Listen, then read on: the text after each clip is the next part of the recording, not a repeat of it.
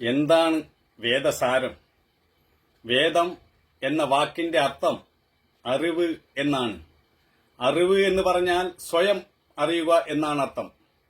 ഗ്രന്ഥങ്ങൾ വായിച്ചറിയുക എന്നത് വിവരശേഖരണം മാത്രമാണ്.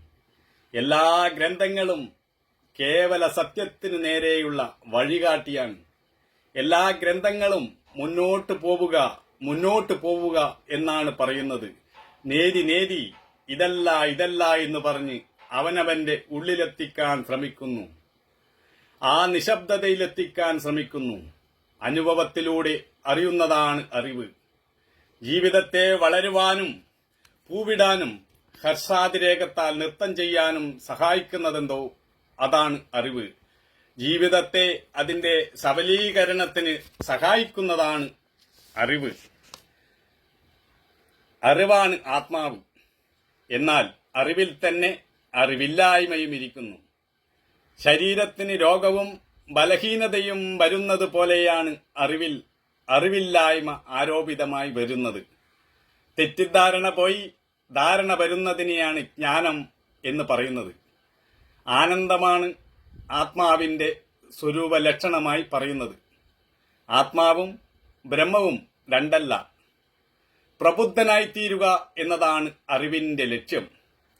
ജീവന്റെ അമരത്വത്തെക്കുറിച്ചാണ് വേദം പ്രതിപാദിക്കുന്നത്. ജീവൻ തീർച്ചയായും അനശ്വരം തന്നെയാണെന്നാണ് വേദങ്ങൾ പറയുന്നത്. ശരീരം മാത്രമാണ് നശിക്കുന്നത്. ആത്മാവിന് നാശമില്ല.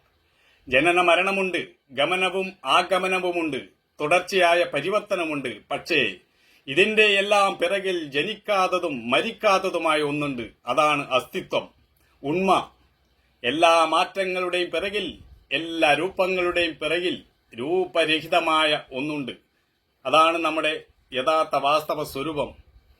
അരൂപമായതിനെ എങ്ങനെയാണ് നമുക്ക് കണ്ണുകൊണ്ട് കാണാൻ കഴിയുക? രൂപം അവിടെ ഉണ്ടെങ്കിൽ മാത്രമേ അത് സാധ്യമാവുകയുള്ളൂ.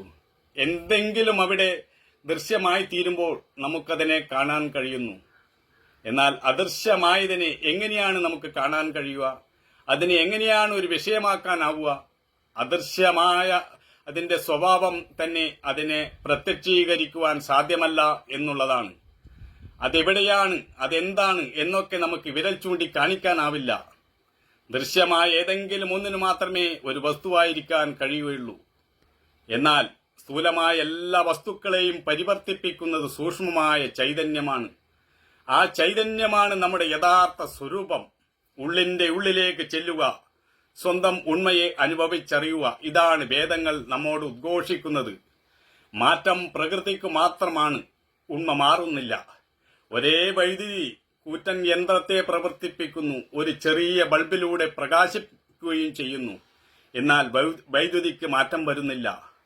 അറിവിലാണ് ഈ സമസ്ത പ്രപഞ്ചവും നിലനിൽക്കുന്നത്. അറിവില്ലെങ്കിൽ ഒന്നുമില്ല. എല്ലാറ്റിനെയും അറിയുന്നവനാണ് താനെന്ന സ്വയം ബോധിക്കുന്നതാണ് അറിവ്.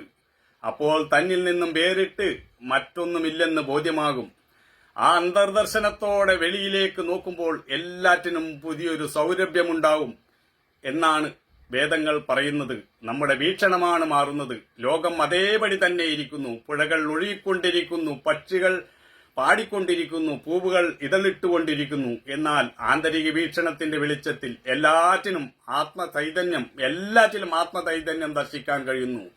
ജീവിതം ആനന്ദ പുലകിതമായി തീരുന്നു.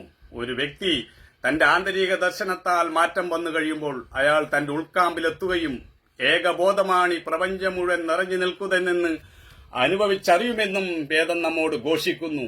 ആ നിത്യതയിൽ, അതിന്റെ ആനന്ദത്തിൽ, അതിന്റെ മൗനത്തിൽ നിലയുറപ്പിക്കുക ചെയ്യുമ്പോൾ അയാൾക്കെല്ലാം വ്യക്തമായി കാണാൻ കഴിയും എന്നാണ് വേദങ്ങൾ നമ്മോട് പറയുന്നത്. അനശ്വരമായിട്ടുള്ളത് ബോധമാണ്.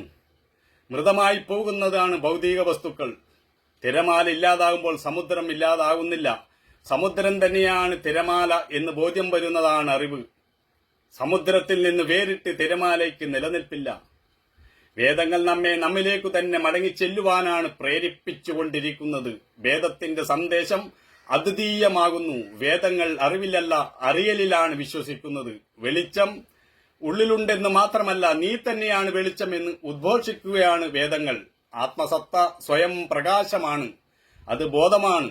അതിന് പ്രകാശിക്കാൻ മറ്റൊന്നിന്റെയും ആവശ്യമില്ല. എല്ലാറ്റിനെയും പ്രകാശിപ്പിക്കുന്നത് ആ ബോധമാണ്, അത് അറിവാണ്.